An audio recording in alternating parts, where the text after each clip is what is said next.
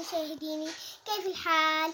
وين غبتوا علي؟ أنا مشتاقة لكم كتير. سويت فيديو يعني اشتركوا لي مشان يعني يخليها توفي حتى لما المليون المشتركين 5 مليون يعني إن شاء الله إني 5 مليون. كيف حالكم؟ اليوم أنا اديت فيديو طيب يا حبايبي قلبي. أنا اليوم أعطيكم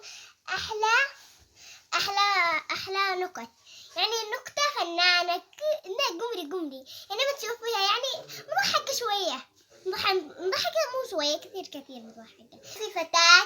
كان في فتاة راحت عند الطبيب، راحت عند الطبيب قالت له يا طبيب هني أذاني محمرة. قال لها ليش؟ قالت له إني كنت أكوي الملابس والتلفون رنة، وبدل ما جاوب على التلفون جاوبت على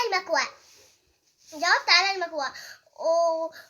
والإذن سألها الطبيب، قالوا الإذن الثانية ما لها محمرة. قالت الإذن الثانية اتصل الحماء مرة ثانية، وبدل ما جاوب على التلفون جاوبت على المكوى. بالله عليكم هذه البنت معاها عقل ولا ما معاها؟ هذه البنت ما معاها عقل ولا.